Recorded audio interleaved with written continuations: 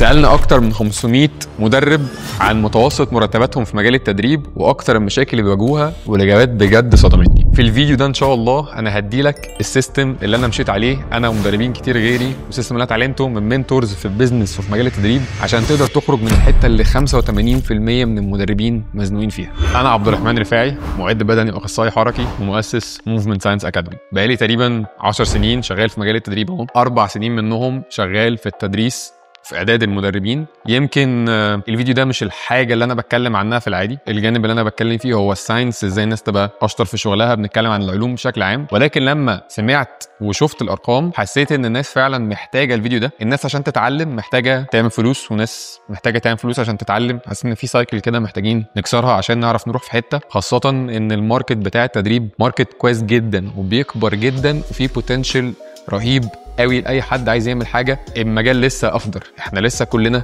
ما خدشناش يمكن 5% من المجال. المجال لسه بيكبر والمجال فيه مساحه انك تعمل فيه الاحلام بتاعتك والحاجه اللي انت عايزها كلها ان شاء الله. تنويه سريع بس قبل ما نبدا الفيديو ده مش معمول عشان تحقق احلامك في الثراء السريع.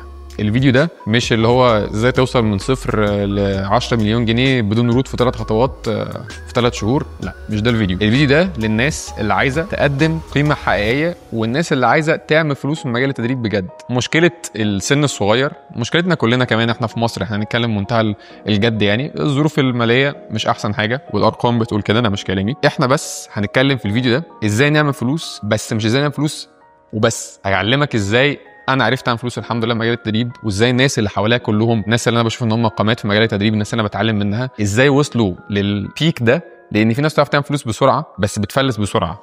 مش بتفلس عشان بيصرفوا فلوس، بتفلس عشان هم ما عندهمش حاجه كانوا يقدموها فوقعوا بسرعه زي ما طلعوا بسرعه. تعالوا نتكلم بقى في شويه داتا، ارقام حقيقيه. السيرفي اللي احنا عملناه ده اتملى الحمد لله من 600 مدرب تقريبا من مصر كلها. حوالي 40% من المدربين بيعملوا اقل من 5000 جنيه شهريا.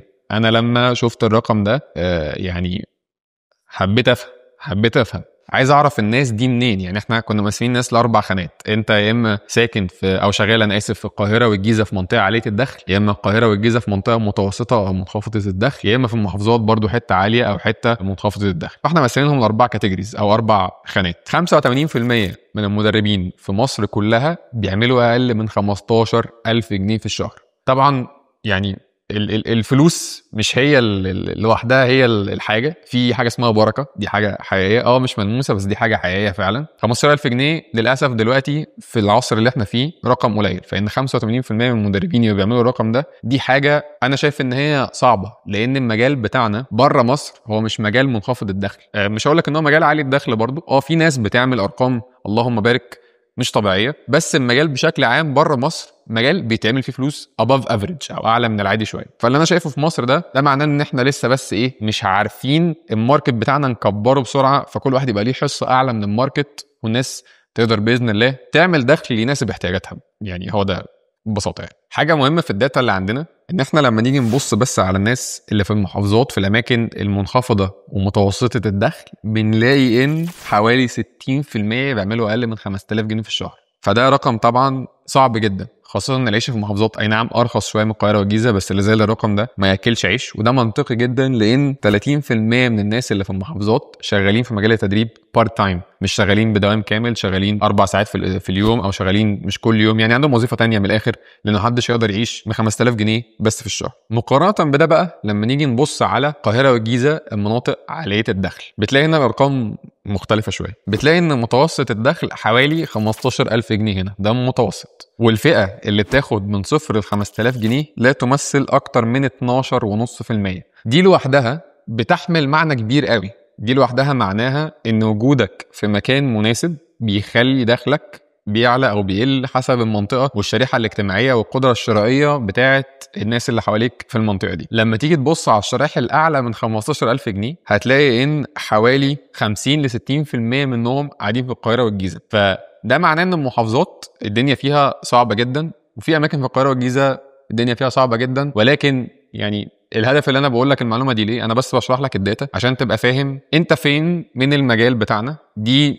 يمكن اول مره تتعمل العينه دي في مصر على مدربين، ومعموله على اخصائيين تاهيل، محطين احمال، معموله على الناس اللي شغالين اونلاين، ناس شغالين بارت تايم، معموله على شريحه كبيره جدا من المدربين. دي تدينا فكره عامه عن المجال رايح فين. وان شاء الله النيه ان احنا السنه الجايه هنعمل استطلاع راي زي ده، ونعرف بامر الله الناس قدرت تحسن دخلها ازاي، والمشاكل اللي بيواجهوها هي ولا ابتدينا يعني ندور على مشاكل تانية عشان نحلها ان شاء الله. من غير تفاصيل كتير بقى في الداتا، لو انت عايز تطلع على الداتا كلها ابعت لي بس كومنت، او هسيب لك لينك في الفيديو ده تقدر تطلع بيه على الداتا كلها عشان تبقى فاهم السوق بشكل اكبر، وتبقى فاهم مكانك فين او انت فين دلوقتي بالنسبه للماركت بتاع التدريب. هنقسم الفيديو بتاعنا ل3 مراحل او 3 سلمات عشان تعرف توصل للحريه الماليه، او تعرف توصل لانك تكون بتعمل دخل اعلى من المتوسط باذن الله. اول مرحله وهي قاعده الهرم، دي المرحله اللي 85% من المدربين لسه فيها تقريبا. دي المرحله اللي احنا هنقول عليها الاساس. احنا هنا بنفرش، احنا هنا عشان تعلى بهرم، عايز تعمل هرم عالي قوي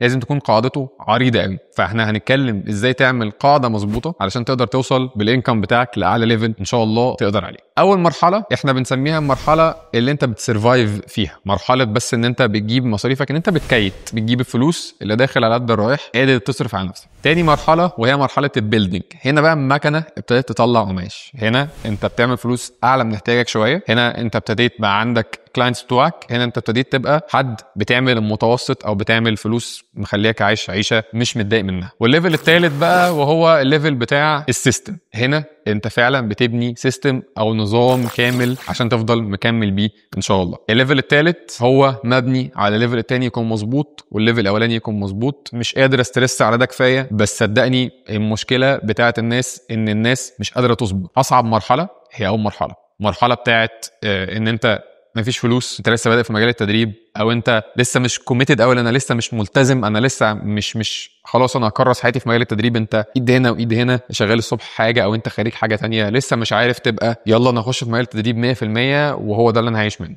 وزي ما اول مرحله هي فعلا اصعب مرحله، هي اهم مرحله. انا يعني عارف ان الموضوع يكون عكس المنطقي، بس كل ما تقدر تقضي وقت في البيس، او كل ما تقدر تقضي وقت ان انت بس لسه صغير، كل ما هتعرف تطلع بالهرم بتاعك اعلى. هقول حاجه يمكن تكون مش لذيذه قوي، انا اسف، بس هي دي الواقع. انا مش جايب الفيديو ده او انت تتفرج عليه عشان اطبطب عليك واقول لك انت حلو والناس وحشه، انا جاي هنا اقول لك احنا نقدر نعمل ايه، لان لن يغير الله ما بقوم حتى يغيروا ما بانفسهم. المرحله الاولى احسن ناس هتقدر تتصرف فيها هي الناس اللي عندهم حد يصرف عليهم، او الناس الصغيره في السن، اللي هو في الغالب بيبقى الاثنين حاجه واحده. كل ما تبقى مش قادر تصرف على نفسك، او كل ما انت تبقى كبير في السن وفي المرحله دي، كل ما الدنيا تكون صعبه ومضطر تنقل على المرحله اللي بعدها اسرع. في 4 حاجات هنقسمهم، ال4 حاجات دولت لو انت عملتهم في المرحله الاولانيه ان شاء الله هتقدر توصل للحريه الماليه، وتقدر توصل لانك بتعمل دخل كبير من مجال التدريب. اول واهم حاجه، اعرف ايه القيمه اللي انت بتقدمها، وحاجه اسمها USP او اليونيك سيلينج بوينت. ايه المميز فيك؟ ليه اختار اتمرن مع كابتن احمد وفي كابتن محمد بيمرن جنبه؟ المرحله دي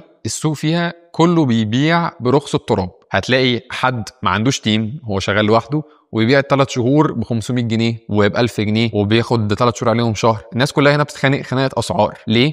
لان مفيش ميزه حقيقيه هو بيقدمها غير ان هو بس بيرخص من السيرفيس اللي هو بيقدمها. دي معركه خسرانه. اللي بيكسب في المعركه دي الشخص اللي عنده تيم كبير، فقادر يوظف ناس كتير فيعمل عدد كبير، فبالتالي لو هو بيكسب على الشخص 100-200 جنيه لما يمرن 1000 ولا 2000 ولا 3 هيبتدي يعمل فلوس. لكن انت في المعركه دي هتفضل مزنوق وهتفضل متضايق لان انت شغال شغل كتير قوي قوي قوي مش بتعمل منه فلوس كتير. الحته دي اهم حته في الفيديو كله. انت محتاج تعرف انك تقدم قيمة. لو انت مالكش قيمة مضافة في السوق، انت هتاخد سعرك في السوق. سعرك في السوق هو السعر اللي انت بتاخده دلوقتي. اغلب الناس بتاخد فلوس قليلة عشان انا اسف هو ده سعرك في السوق. انا كنت كده، انا مش بقولك انا جامد وانا روش وانا بوب، والله مش ده الهدف من الفيديو خالص. انا كنت باخد اقل من قيمتي في السوق عشان انا ما كنتش عندي حاجة اقدمها، انا ما كنتش شاطر لسه، انا كان عندي علم بس انا مش عارف اتواصل مع الناس. انا يمكن عكس اغلب المدربين شوية، انا قعدت اذاكر كتير قوي وبعدين بدات. انا ما كانش عندي حد يصرف عليا، بس انا الحمد لله بادئ صغير قوي في مجال التدريب. فانا بدات اول مكان اشتغلت فيه كان عامل النظافه اللي في المكان ده بياخد فلوس اكتر مني والله. ولكن هو ده اللي خلاني اتعلم، ان انا قدرت اخلي بس انا يدوبك الفلوس اللي بتيجي بصرفها على قد المصاريف بتاعه المشوار رايح جاي، ويدوبك على قد الاكل اللي انا بعمله، والدنيا كانت ماشيه. ولكن اللي خلاني اعرف اخرج من المرحله دي ان انا عرفت اكون مميز في وسط الناس. هتخش اغلب الجيمات هتلاقي كل المدربين مستوى العلم بتاعهم شبه بعضه، وكله قليل لمتوسط. اللي بيعمل فيهم فلوس هو بس اللي بقاله كتير في المكان، هو اللي لسانه حلو بيعرف يتكلم والكلام ده. ولكن هو لو مشي من الجيم ده مش هيعرف يعمل فلوس، هيعاني على ما يجيب ناس تانية. في مدربين، انا بس عايز اقول الحته دي لان الناس بتبص تحت رجليها. انا ممكن اقول لك ازاي تعمل فلوس دلوقتي، ممكن دلوقتي اخليك تعمل فلوس، خليك الدنيا معاك ماشيه. بس كل الناس اللي انا شفتهم بيعملوا فلوس وهم مش شاطرين، مش بيكملوا في مجال التدريب. انت ممكن تعمل فلوس عشان تقدر تتعلم اللي هو الحاجه اللي تمشيك، لكن انا مش بتكلم ان انت تعمل فلوس اللي هو لو انت بتعمل فلوس كويسه وانت لسه مش شاطر، اهدى خد الفلوس دي اتعلم بيها. اي بيزنس، لو انا فاتح مشروع دلوقتي، اعتبر ان انت المشروع بتاعك. انا فاتح مشروع، قيمه المشروع ده 1000 جنيه، المشروع ده بيدخل لي 1000 جنيه في الشهر، ومصاريف تشغيل المشروع 500 جنيه. ال 500 جنيه اللي جات لك تاني دي مش ربح، دي حاجه انت بتستثمر فيها في المشروع عشان المشروع يكبر. نفس الكلام، انت بتعمل فلوس دلوقتي في مجال التدريب، دي مش فلوسك، دي فلوس انت بتستثمر فيها. بتستثمر في تعليمك، بتستثمر في شكلك، بتستثمر في تمرينك، بتستثمر في اكلك، بتستثمر في ايا كان اللي انت بتعمله. ولكن الموضوع استثمار. حد من الناس اللي انا بتعلم منها كتير قوي حد اسمه أليكس هرموزي. أليكس هرموزي كان في بودكاست اسمه ديري اوف سي او. الراجل قال له لو انت معاك $1000 وهتبدا منها، و$1000 ده بره زي مثلا 3-4000 جنيه هنا، اللي هو ولا اي حاجه، يجيب لك ما يفتحلكش كشك، ما يعملكش اي حاجه. قال له لو انت معاك $1000 هتعمل بيهم ايه عشان تقدر تعمل فلوس كتير؟ قال له اخد $1000 دول واروح اجيب بيهم هديه لمراتي. وقال له هنزل اشتغل واعرف اعمل فلوس ازاي. والراجل قال لك كلمه جامده جدا، قال لك لو انت معكش فلوس اتس بيور سكيل، الموضوع هنا مهاره فقط. ايه اللي يخليك تعمل فلوس؟ ان انت تكون شاطر. في العصر اللي احنا فيه ده، دي اسهل طريقه واسهل وقت تقدر تبقى فيه شاطر. زمان كان الموضوع صعب شويه، كانش فيه محتوى على السوشيال ميديا، ما كانش فيه غير كتب، وكتب دي صعب تلاقيها، الدنيا ما كانتش مفتوحه زي دلوقتي. انا مش بتكلم على زمني، كمان بتكلم على زمن الناس اللي قبليه، الناس اللي دلوقتي مثلا في الاربعينات وفي الخمسينات. الموضوع كان صعب جدا انك تبقى شاطر، كان لازم تمشي على تراك معين. دلوقتي انت قاعد على موبايلك بباقه النت، لو انت معاك لغه بسيطه تقدر تبقى مدرب شاطر جدا جدا جدا. مشكله المجال دلوقتي ان هو مليان ناس مش شاطره، فاحنا عاملين زحمه على الفاضي. المجال زحمه والناس تتخانق ان هي فعلا تقعد تقلل من فلوس السيرفيس بتاعتها، او تحاول ان هو يبان نظيف بس هو بيقدم جوده وقيمه وبرنامج تدريبي ومعامله مش قد الفلوس اللي هو عايز ياخدها.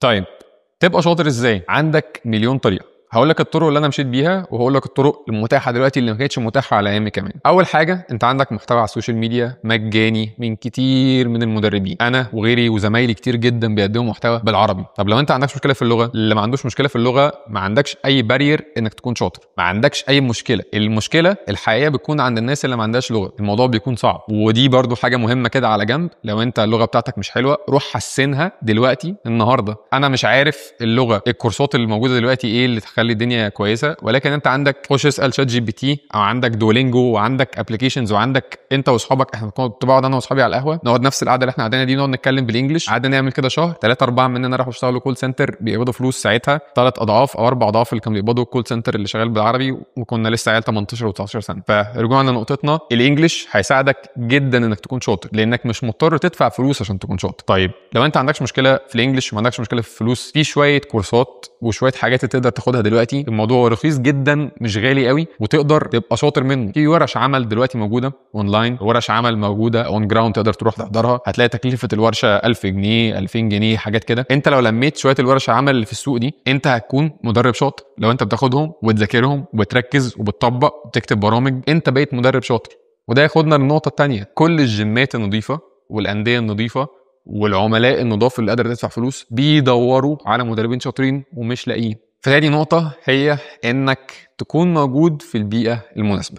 وده ياخدنا لنقطة تانية مهمة، انا اكاد اجزم لك ان 90% من المدربين دلوقتي اللي شغالين حواليك، والناس اللي انت شايفها شاطرة والناس اللي انت شايفها جامدة والناس اللي انت مش شايف ان هي شاطرة وجامدة، اغلبهم ما قراش 2-3 في مجال التدريب في حياته. دي مشكلة كبيرة. الناس عايزة شغل قد كده يديني عوايد او يديني نتائج قد كده، ومش ده اللي بيحصل. الحمد لله انا لما بدأت في اول مكان انا اشتغلت فيه في حياتي كنت شغال ب1500 ساعتها، ده كان المرتب بتاعي. فالمكان اللي انا كنت شغال فيه، الحاجه اللي خلت الناس تعيني هناك بعد كرم ربنا، ان انا كنت بالنسبه للمدربين اللي هناك وبالنسبه للزمن اللي انا كنت فيه ساعتها كنت اعتبر شاطر. انا ولا كان عندي خبره، كنت عيل صغير، كنت معصعص، ما عنديش اي ميزه تانية فعلا، ولا بعرف ابيع ولا بعرف اتكلم كويس، بس شكلي يعني اللي هو بتكلم كلام عادي كده، بس انا ما بعرفش ابيع، لساني مش حلو، مش متعود على البيع. بس الحاجه اللي كانت مميزه عندي ساعتها ان الحمد لله ان انا كنت بالنسبه لهم بفهم. فدي حته الفاليو. انا كان عندي قيمه مضافه بالنسبه للمكان ده. هو كان عنده فورم، وكان عنده ناس بتعرف تتكلم، وكان عنده ناس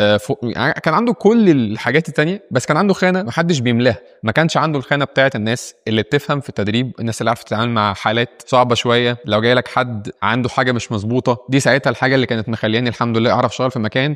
وكان بالنسبه لنا ده اول مكان اشتغل فيه في حياتي، كان مكان يعتبر في حته كويسه، مكان ليه اسمه، كان مكان مش وحش خالص بالنسبه لحد كان ساعتها في اولى كليه. فالازمه دلوقتي مش انك تكون شاطر ازاي.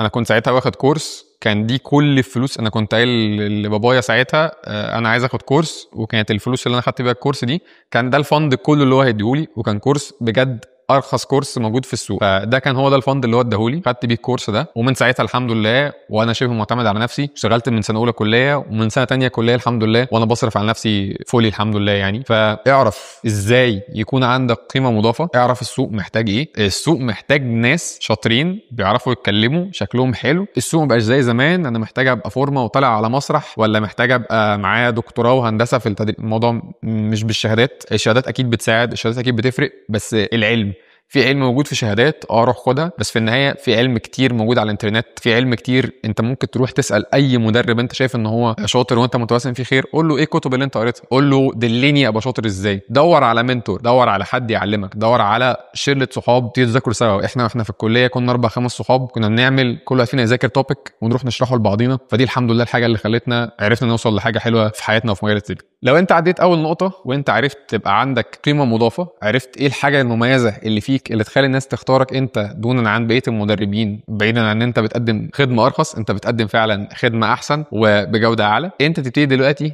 توري الناس الفاليو بتاعتك هي ايه. محتاج دلوقتي تتعلم تعمل شو. الناس بتتعلم دي قبل ما يبقى عندها فاليو حقيقيه. الناس دلوقتي مركزه على ضبط الشغل اكتر من الشغل، مركز على ان هو يبقى عنده سوشيال ميديا حلوه، مركز على فورمته قوي. يعني كان زمان كان يقول لك اخد كورس سترويدز ولا اخد كورس تدريب، دي كانت حاجه بتتقال فعلا صدقني يعني. لو انت لسه جديد دي حاجه بتتقال زمان. فانت بقى عندك حاجه انت شاطر فيها، محتاج توري الناس انك شاطر في ده. محتاج مش شرط يكون عندك سوشيال ميديا، انا مش بكلمك على فكره على السوشيال ميديا بس، انا بكلمك توري الناس ده اللي هو يبان عليك، توري الناس ان انت معاك شهادات، تتكلم بطريقه كويسه. لو انت بتعرف تبيع محتاج تروح للناس تعمل معاهم انترفيوهات، ما تقدمش سي في مثلا عشان ممكن ما يبصوش فيه لو انت السي في بتاعك مش حلو، بس انت بتعرف تتكلم، بتعرف تبيع، وبتعرف كوميونيكيشن سكيلز بتاعتك كويسه. روح للجيمات او روح للانديه او روح لايا كان، انا عايز اقعد مع حضرتك، وحاول تتكلم معاه بطريقه كويسه، هيعينك. محتاج توري الفاليو بتاعتك. طيب لو على السوشيال ميديا، مش بالضروره تعامل مع السوشيال ميديا ان هي اداه لزياده المتابعين، لا، اعتبرها ان هي سي في. دلوقتي اغلب الجيمات نظيفه، واغلب الانديه واغلب الناس عامه بتعرف بعضها من على السوشيال ميديا. الجيمات بتعين المدربين دلوقتي، بيقول لك ابعت لي سي في والانستجرام اكونت بتاعه. طيب هو محتاج يشوف فولورز كتار؟ مش بالضروره، هو محتاج يكون شايف انت بتعمل ايه، هو عايز يعرف عنك اكتر، مش زي زمان اللي هو تعالى بقى نقعد 3 شهور ونجربك.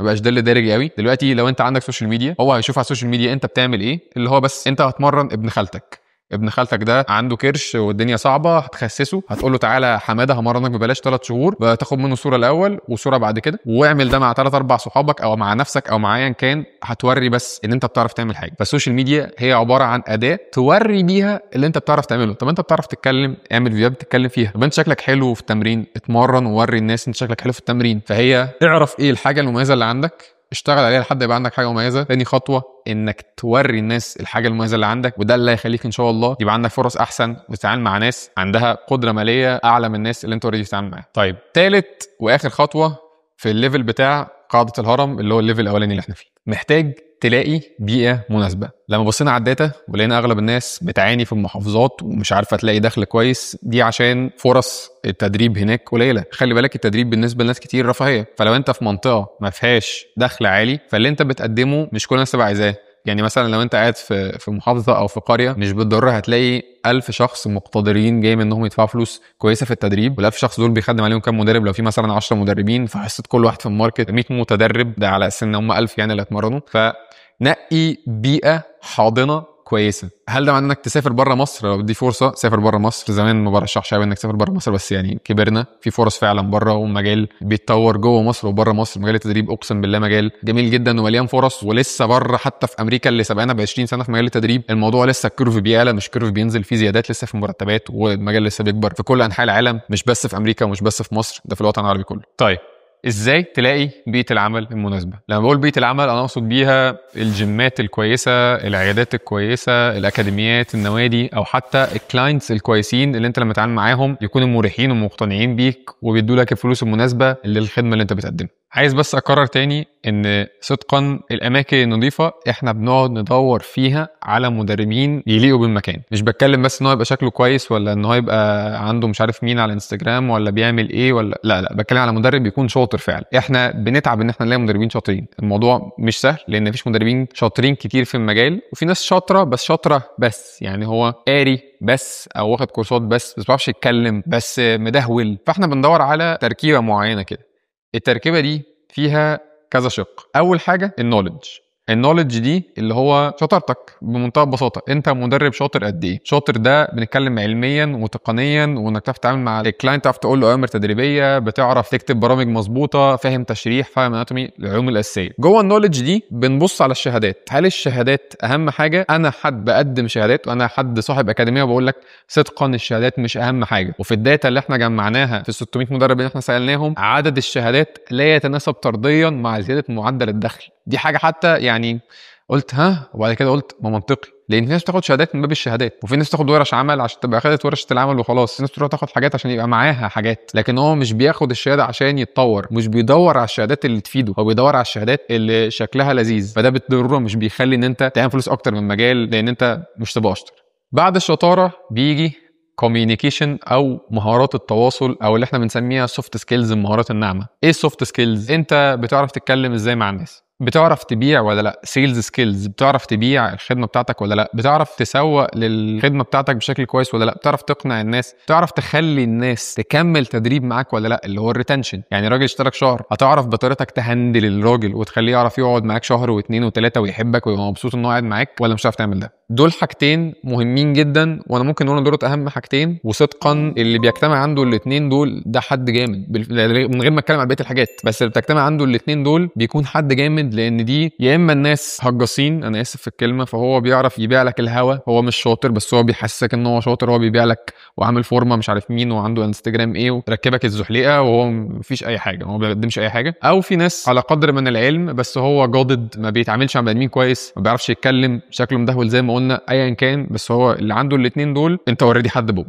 طيب ثالث حاجه وهي الايمج، صورتك، فورمتك، طريقه لبسك، طريقه كلامك، انت بتتكلم مع مين. يعني لما كنت شغال مثلا في حته اي كلاس بتتعامل مع ناس بتقدم لهم خدمه لاكجري، غير لما تكون بتتعامل في نادي درجه ثالثه مع لعيبه كوره، الكلام هنا غير الكلام هنا. فالايمج بتفرق، وبتفرق حسب المكان، وكل مكان بيدور على حاجه تنظفه. كل الناس عايزه تبان ان هي انظف مما هي عليه، يعني ده الواقع، بس الناس بتحاول تبان ان هي نظيفه على قد ما تقدر. لو انت معاك دي مع دول انت اوريدي خلاص كده، شكرا، تعالى اشتغل في الجيمات النظيفه من امبارح. في حاجات تانية بقى هنسميها اللي هي ايه، حسب المكان. يعني في اماكن بتحتاج مثلا لغه كويسه جدا، فانت لو بتعرف تفهم انجلش بس مش بتعرف تتكلم انجلش ده مش هيكون مناسب. في اماكن بتحتاج سوشيال ميديا، في اماكن بتحتاج ان انت السوشيال ميديا بتاعتك تكون كويسه جدا، بتحتاج ان انت يكون عندك عدد فولورز. في اماكن لا، اغلب الاماكن بالمناسبه مش بيهتموا قوي، اغلب الاماكن بيهتم ان انت يكون عندك سوشيال ميديا شكلها كويس. يعني ايه شكلها كويس؟ يعني الحاجه بتوري، زي ما قلنا في من شويه، انت بتوري شغلك عليها وشغلك شكله نظيف. فانا ما كانش عندي اي حاجه من دول في الاماكن اللي انا اشتغلت فيها، والاماكن اللي انا اشتغلت فيها بعد كرم ربنا يعني الحمد لله الواحد ادى فيها كويس. وعمري ما كنت اشتغلت في مكان في الاول مثلا ممكن اقول 5 سنين من شغلي ولا 6 سنين كمان من شغلي في مجال التدريب، 5 6 سنين، عمري ما كان عندي الاربع حاجات دول ولا الخمس حاجات دول مع بعض. انا دايما كان بيبقى عندي حاجه، وبعد شويه بقى عندي حاجه ونص، بعد كده بقى عندي حاجتين، بعد كده 2 ونص، بعد كده 3، وهكذا. فلو انت عندك حاجه واحده انت جامد فيها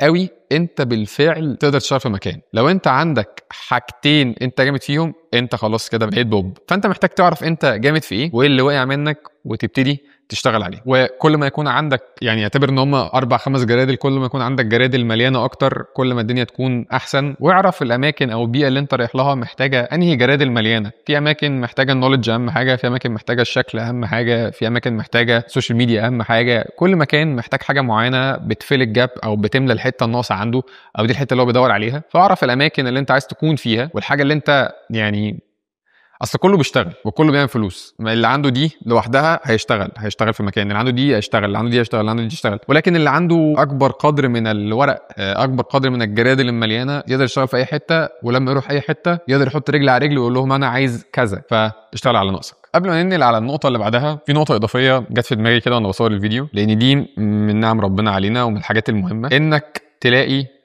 منتور ده يعني معلم، حد اكبر منك او اقدم منك يعلمك، او انك يكون عندك سبورت جروب، مجموعه من صحابك بتشتغلوا سوا. حاجه زي كده هتاثر عليك المشوار جدا وهتساعدك جدا. انا من اول الناس اللي علمتني في مجال التدريب والناس اللي ليها فضل عليا دكتور محمود فرج. انا ودكتور محمود اشتغلنا سوا مثلا 2-3 شهور. هو قال لي تعالوا اشتغلوا معايا. قال لي ليه تعالوا اشتغلوا معايا؟ عشان الحمد لله انا رحت الكورس ده وكنت الحمد لله من الناس المميزه فيه، وحطيت مجهود في البروجرام، وحطيت مجهود في الحضور، وحطيت مجهود ان انا اوري الناس ان انا شاطر. انا كنت الحمد لله بالنسبه للناس اللي حاضره شاطر، وابتديت اوري ده لان انا هو ده اللي هيخليني الاقي شغلانه، وبفضل الله لقيت ده. ولما قعدت مع دكتور محمود قال لنا يا جماعه والله في جيم بيفتح، قدموا فيه. قال لنا المعلومه دي بس، هو ما توسط لناش، هو بس ان هو ادانا المعلومه دي. فرحنا قدمنا في المكان ده، كنا 5 ولا حاجه، اتقبل مننا 2. ان احنا رحنا قدمنا في المكان ده كرم ربنا طبعا وتوفيقه قبل اي حاجه. ولكن الاسباب اللي احنا خدناها ان احنا كنا موجودين في البيئه المناسبه، ما كان معانا حد دكتور محمود ربنا يجزيه خير، حد قدر يقول لنا يعمل لنا اللينك،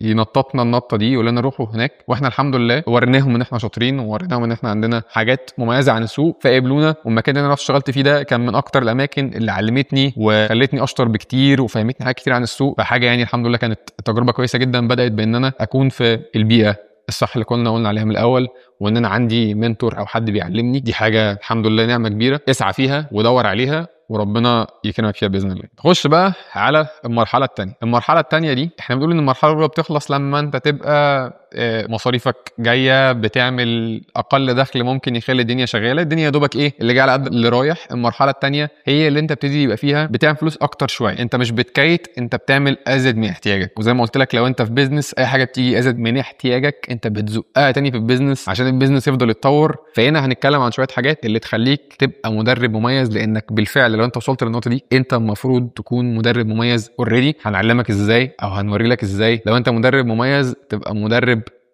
بوم بقى ان شاء الله. اول واهم حاجه انك يكون عندك نيش، ومش بتكلم على النيش اللي احنا عارفينه. نيش ده قصدي بيها ان انت يكون عندك فئه معينه من الناس او تخصص جوه التخصص، يكون عندك حاجه مميزه قوي. انا كعبد الرحمن اول ما بدات كنت بشتغل مع اي حد، كبار صغيرين، جروبس، انديه، اكاديميات، مصابين، لعيبه، تخان، رفيعين. اشتغلت مع كل الناس بجد، اي حد كان بيجي تحت ايدي كنت بمرنه. دي مش حاجه غلط، وانا شايف ان دي حاجه كويسه جدا في المراحل الاوليه، وحاجه بتعلمك لو انت بتعملها طبعا بما يرضي الله وبتراعي الناس اللي تحت ايدك ان مش بتهجس معاهم يعني. دي حاجه بتعلمك جدا، بس دي حاجه غير مستدامه بالمره. بفضل ربنا من اكتر الحاجات اللي خلتني اوصل ان انا ابقى حد الحمد لله من اشهر الناس ومن اكتر الناس المعروفه، وعامل الحمد لله يعني حاجه في المجال بتاعنا، في مجال تخطيط الاحمال والتاهيل او الموفمنت سبيشالست بشكل عام. اللي خلاني اوصل لحاجه زي كده ان انا اي حد مش عايز امرنه بعيد عن الفئتين دول، انا بقول له انا اسف انا مش هقدر امرنك. كل الناس اللي معايا يا اما لعيبه يا اما مصابين، يا اما لعيبه مصابين، مفيش تالت. مش هتلاقي عندي حد جاي يتمرن عشان صحته. مش بعمل جروب تريننج، مش بعمل بيرسونال تريننج، مش بمرن كبار في السن، مش بمرن حد اصغر من 13 سنه. كل الناس دي بقول لها لا لا لا لا لا. انا في الاول وانا بقول حاجه زي كده كنت فاكر انها حرام اصلا. انا كنت فاكر ان هو حرام تقول للنعمه لا. حد جاي لك يقول لك خد فلوس تقول له ما تاخدش فلوس، يا نهار ابيض هتتسخط قرد. انا كنت فاكر ان دي حاجه ما تنفعش، بس اكتشفت ان هو ده عين العقل، هو ده الصح، وده حاجه حلال بالمناسبه يعني على قد السيرش بتاعي. ان انت تقول للناس انا عايز اشتغل مع الراجل ده عشان تبقى فعلا شاطر، مش بتقول ان هو تناكه لا يا عم انا مش عايز فلوسك. هي ما كانتش كده خالص، هي كانت انت بتقول لناس لا عشان تقول لناس تانية اي حد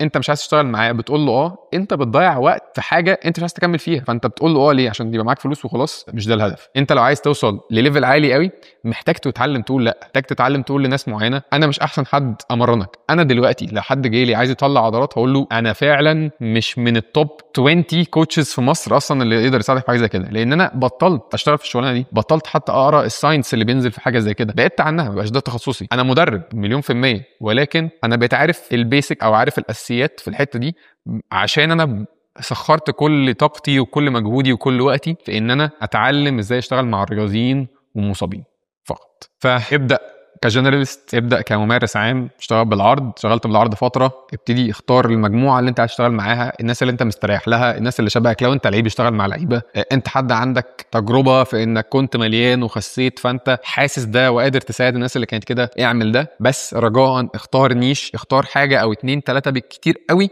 واشتغل عليهم وركز عليهم، وبطل تقول لكل حاجه يلا بينا ويلا نشتغل، وابتدي تتعلم تقول لا. يجي بعد المرحله دي انك تبتدي تبني سمعتك في السوق. سمعتك في السوق دي كلمه عامه عايمه كده، بس احنا نحاول نكسرها لحاجتين. سمعتك دي هي اونلاين وورد اوف ماوث او كلام الناس عليك، كلام الناس الحلو يعني. سمعتك الاون جراوند تتلخص في حد جالك اتمرن معاك واتبسط او حقق اهدافه، هيروح يقول لكل اصحابه والناس اللي عنده في المكتب وزمايله اللي في الملعب ولا ايا كان، والله انا رحت المدرب كابتن احمد، كابتن احمد ده حد خطير وبحبه قوي وساعدني ومش عارف مين وكده. دي سمعتك، واللي بيتكلم عنك هو شغلك بالفعل. فنرجع تاني لنقطه، انت لازم تكون شاطر عشان تكمل. في ناس كتير وناس معروفه في مجال التدريب وحاجه صعبه يعني، الناس دي بتعمل فلوس كبيره جدا بس الكيرف بتاعهم زي ما هو عمل كده. هو دلوقتي في ناس بالفعل الكيرف بتاعهم عمال ينزل برغم ان هو عمال يحرق وكل حاجه، لان سمعته تعرف ان هو مش شاطر، هو حد بتاع شو. في ناس كتير جدا في المجال بتاعنا كده، فرجاء ما تبقاش انت الشخص ده. سمعتك هي يعني سمعتك يعني اللي هو لو باظت انت بوظت، مش هيبقى ليك شغل، تضطر بقى تدور على بالك جديده بقى تشتغل فيها، تبدا بقى من الصفر تاني خالص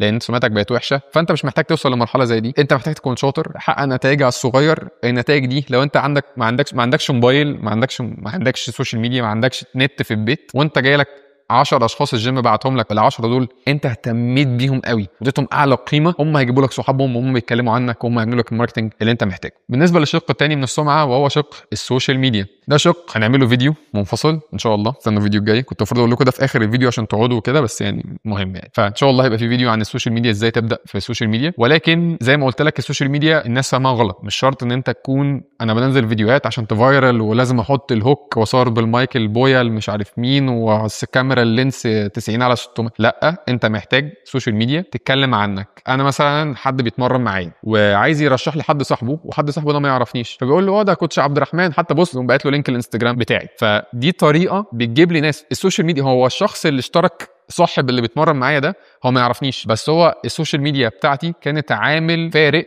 في ان هو يشترك معايا، لان هو لما شاف السوشيال ميديا ابتدى يقتنع اكتر. تصدق ده عاجبني الكلام ده، بص حاطط ترانسفورميشن مش عارف مين وهكذا. السوشيال ميديا مش بس هدفها انك تعمل فيديوهات وتتنشر وتعمل محتوى وكونتنت ودولارات والكلام العبيط ده، لا، جزء كبير من السوشيال ميديا ان انت بس بتوري شغلك، وده احيانا كتير بيكون كافي جدا. ثالث نقطه في الليفل ده وهي نقطه التسعير. دي حته انا بعاني فيها لحد دلوقتي. شوف انا مش يعني انا عشان بس انا مش بقول لك ان انا جامد، انا بقول لك الحمد لله في حاجات بعملها صح بحاول اشيرها معاك، في حاجات انا اصلا وانا بتكلم دي نصايح انا واخدها من ناس صحابي او ناس اعلى مني وناس بتعمل فلوس اكتر مني، دي ناس انا اتعلمت منهم، فانا جاي ادي لك النصايح دي. حته التسعير دي انا كعبد الرحمن عانيت وبعاني معاها دايما. انا طبعا زي اي حد، انا الحمد لله زي ما بقول لك، مش هقول لك بادئ من الصفر يعني، بس اللي هو انا بادئ من مكان اغلب الناس بتبدا منه الحمد لله يعني، مفيش حاجه الحمد لله، كله من كرم ربنا يعني. اول مكان كنت بشتغل فيه كنت بمرن بسعر قليل، المكان اللي بعده زاد سنه. طيب لما ابتديت اشتغل لوحدي، انا مثلا الغلطه اللي انا بعملها دلوقتي اللي انا بحاول اغيرها، انا كنت بادئ اونلاين تريننج وكنت عايز اخد اعداد كبيره، فعملت سعر اقل شويه، هو لازال اعلى من السوق بس اقل شويه من اللي انا عايزه. دلوقتي انا برجع في قراري، دلوقتي انا عايز اعلي السعر الدبل. لما انا اعلي السعر بتاعي الدبل، ايه اللي هيحصل؟ الناس اللي معايا غالبا نصهم هيبطلوا يشتركوا. انا عايز ده ليه؟ مش عشان انا سخيف ولا انا عشان عايز اعمل فلوس، عشان انا عايز اقدم خدمه احسن. انا دلوقتي الخدمه اللي انا بقدمها مش اكتر حاجه عجباني، حتى مش هتلاقيني بعلن قوي عن اونلاين تريننج لان انا عندنا عدد الحمد لله، وانا عايز اقلل العدد عشان كده ما بعلنش عنه. فهنعمل ايه في الاونلاين تريننج؟ هنقوم قايلين شكرا احنا بنعمل حاجه باكس، هنعملها ب2 اكس. فالناس اللي هتفضل لو كان مثلا معايا 10 هيتفضل معايا 5، ال5 دول هياخدوا خدمه احسن، وانا هيبقى عندي وقت احسن. حتى لو انا بعمل نفس الفلوس اللي انا بعملها لما اعلي السعر الدبل في نص الناس اللي معايا تمشي، انا بعمل نفس الفلوس بس بعمل نفس الفلوس بوقت اقل. مشكله المدربين من المشاكل اللي هم كاتبينها في الفورم ضغط الشغل كبير جدا. ليه؟ محتاج تظبط اسعارك، صعبه وغلسه، كأن انت عارف اللي هو انت عامل بانداج كده، انت حاطط لزقه، فانت لما تيجي تشيلها تشيل مع تعمل لك واكسنج كده فتزنق مره واحده. هي متعبه، هي غلسه انك تزود اسعار وانك توقع ناس. حاجه سخيفه. ممكن تدي اوفرز الناس اللي معاك من زمان، مثلا تقول له طب 3 شهور باكس، طب ازود عليك شويه صغيرين، طب ايا كان، بس ما ينفعش تفضل مزنوق في سعر واحد. لازم تعلي اسعارك بشكل تدريجي. حتى لو انت قللت الناس، حتى لو تعمل فلوس اقل، فانت اكيد بقى عندك وقت اكبر فاضي فتقدر تستغله انك تعمل فلوس اكتر او انك تحسن الجوده بتاعت الخدمه اللي انت بتقدمها. رابع واخر نصيحه، ويمكن دي حاجه انا اتعلمتها بالطريقه الصعبه، الحمد لله كانت صعبه قوي، بس في ناس اتعلمتها بطريقه صعبه قوي قوي قوي، ان انت ما تحطش بيضك كله في سله واحده، ان انت يبقى عندك اكتر من مصدر للدخل. الموضوع مش سهل. في ناس كانت على حافه الانهيار من ان هو كان شغال في مكان والمكان ده قال له والله انا اسف احنا هنقفل، او المكان بيأخر مرتبات، او ايا كان، انت حاطط بيضك كله في سله واحده، فانت عرضه في اي وقت ان يقول لك والله يا باشا فركش، مفيش منه. دي حاجه صعبه جدا. انا بفضل الله عشان اقدر اعمل اللي انا بعمله ده، احتجت ان انا ابدا اعدد مصادر الدخل بتاعتي. انا كنت الاول مدرب، فانا بقبض من المكان اللي انا شغال فيه. ابتديت ادخل معاها التدريس بقى بالنسبه لي حاجه كانت يعني كان باخد من تدريب قد كده وتدريس قد كده. التدريس قاعد يعمل كده كده كده كده كده كده لحد ما بقى بيعدي تدريب، فتدريب ده ينزل شويه عشان اركز في التدريس. بقى عندي 2، قمت مدخل الثالث اونلاين تريننج ساعدني. الناس اللي بتتمرن معايا بقى لها سنين محتاجه تبتدي تاخد بروجرامز. انا عندي ناس محتاجه تتمرن جوه مصر وبره، في ناس في ترافيك، فانا محتاج ابتدي اخد ده عشان ما بقاش مرتبط بالمكان اللي انا شغال فيه. انا كنت شغال فول تايم، فانا محتاج، ما عنديش رفاهيه الوقت، محتاج ابطل احرق وقتي، فاحتجت ازقه في الاونلاين تريننج. فهكذا كل ما يبقى عندك مصادر دخل اكتر، كل ما تبقى شغال بيضك مش في سله واحده. مش بقولك ان انت يبقى عندك 9 و10 والحاجات الغريبه و7 مصادر دخل، بس على الاقل يكون عندك 2. يكون عندك حاجه انت بتمرن، ويكون عندك كام حد تمرنهم برايفت كده بره، او يكون عندك كام حد تمرنهم اونلاين كده بره، عشان لو دي لا قدر الله في اي وقت عملت كده، دي تسندك عشان ما ترجعش تاني خطوه ورا. لو انت في مرحله الثانيه اللي هو انت في مرحله البيلدينج، ما ترجعش تاني لمرحله قاعده الهرم او البيس. انت دلوقتي محتاج تحافظ على المكان اللي انت فيها، فانك تبقى عندك تعدديه في مصادر الدخل هي الحاجه اللي هتحافظ ان شاء الله على ان انت ما ترجعش خطوه لورا. وده ياخدنا لاخر مرحله في السيستم اللي احنا بنتكلم فيه، مرحله السيستم.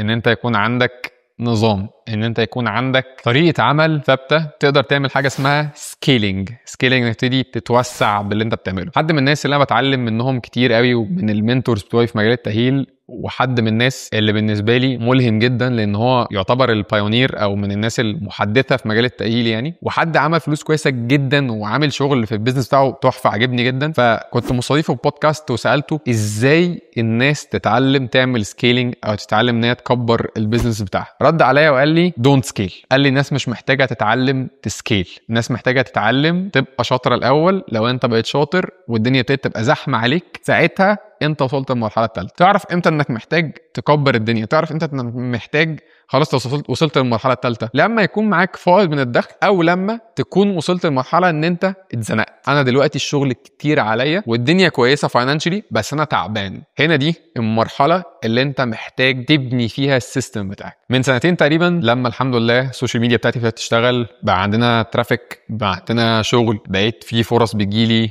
بقى في ناس عايزه تشتغل. لما الدنيا ابتدت تسحم عليا، اول حاجه عملتها ان انا قلت لسيف، اي حد كلمنا قبل كده، حد معانا في الاكاديميه او حد كلمنا على اي سلعه غالبا احتك بسيف، فقلت لسيف، كان هو لسه خارج من الجيش، قلت له يا سيف بقول لك إيه، انت لسه خارج من الجيش وانا الدنيا مزنقه معايا، تيجي معايا شهر كده بس ايه سد معايا. كان في مسجز كتير اصلا والناس بتبعت لنا وانا مش قادر ارد عليهم. قلت له تعالى يا سيف كده شوف الناس دي، واللي عايز يجي يتمرن نمرنه، واللي عايز يجي ورك شوب يعني تعالى ايه نشوف الكلام عليه. بقى لنا سنتين دلوقتي بفضل الله شغالين سوا وان شاء الله مكملين. سيف من اول الناس اللي ساعدتنا نبني اللي احنا فيه يعني، وكل التيم ممبرز اللي معايا، كل الناس اللي شغالين معايا ناس عظيمه. عمر اللايف بيصورنا دلوقتي هو مش فاهم احنا بنقول ايه، والناس اللي هتبقى عبد الله اللي بيمنتج الفيديو، والناس اللي معانا في الماركتنج. التيم من اهم الحاجات اللي ساعدتني اوصل للي انا وصلت له دلوقتي. انا لو كنت لوحدي اقسم بالله ما كنتش هعرف اوصل للي انا وصلت له دلوقتي، لان التيم اثر عليا حاجات كتير. انا كنت في فتره وصلت ان انا جالي بيرن اوت ده اللي هو احتراق نفسي، اللي هو انا قاعد كده المسجز عماله تن تن تن تن تن تن تن. الحمد لله طبعا وانا قاعد انا هرد على كل الناس دي ازاي، انا هتعامل مع كل ده ازاي، والواتساب 50 60 70 رساله انا مش عارف اتعامل. ساعتها سيف ربنا يبارك له جه ابتدى يتعامل معايا، قمت مكلم عبد الله فيديو اديتور بتاعنا، اول حد تعالى يا عبد الله عايزك تبتدي تساعدني في الايديتنج. كنت ساعتها عن بودكاست تعالى يا عبد الله، يعني نبتدي نقعد نتكلم شويه، نبتدي نشتغل سوا.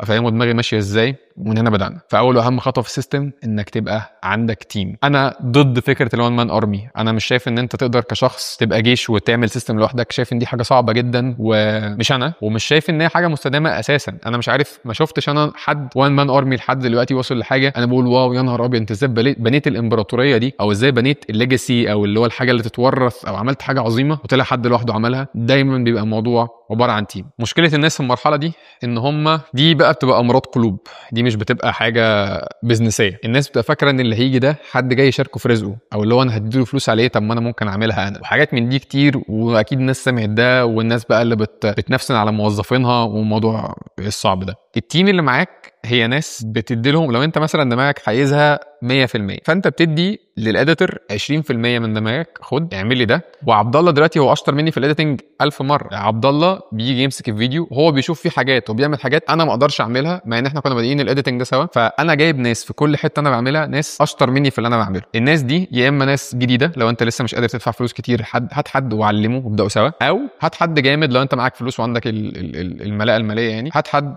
اجمد منك في الحاجه اللي انت بتعملها وسيبه يدير، واديله انا عايز منك 1 2 3 كل شهر، شوف بيستلمك 1 2 3 ولا لا، ساعتها اتكلم. فان انت يكون عندك تيم حاجه لا جدال عليها، حاجه اساسيه. ابدا باكتر حاجه متعبه بالنسبه لك، وابتدي هات حد ان شاء الله جونيور، حد لسه صغير، حد لسه في جامعه، يبتدي يساعد معاك في الحاجه دي واحده واحده. واول ما الحمل ده يتشال من على دماغك هترجع تحس ان هو ايه ده انا رجعت بني ادم تاني، انا عندي طاقه ابداعيه تاني، انا قادر اشتغل. طب نبتدي نشتغل بقى على بيزنس نفسه، ابتدي احسن الخدمه اللي انا بقدمها، بدل ما انا شغال في البيزنس انا شغال سيلز وماركتنج وسوشيال ميديا سبيشالست واديتنج، واغلب المدربين شغالين 90 شغلانه جوه المجال الواحد اللي هو مجال التدريب. تاني حاجه هي انك تتعلم بيزنس. بما ان انت بقى عندك تيم، انت محتاج تعرف ازاي تدير التيم ده. انا دلوقتي مثلا بلاقي نفسي ان انا اغلب الوقت بقضيه ان انا قاعد بتفرج على فيديوهات لأليكس هرموزي اللي انا كنت بقول عليه من شويه، ليلى هرموزي، بتفرج على كودي، بتفرج على ناس منتورز، بتفرج على ناس معلمين في البيزنس سواء في الرياضه او بره الرياضه، عشان ابقى فاهم ازاي اتعامل. لان الموضوع مش سهل، لان انا مش باك جراوند بيزنس، انا دارس رياضه.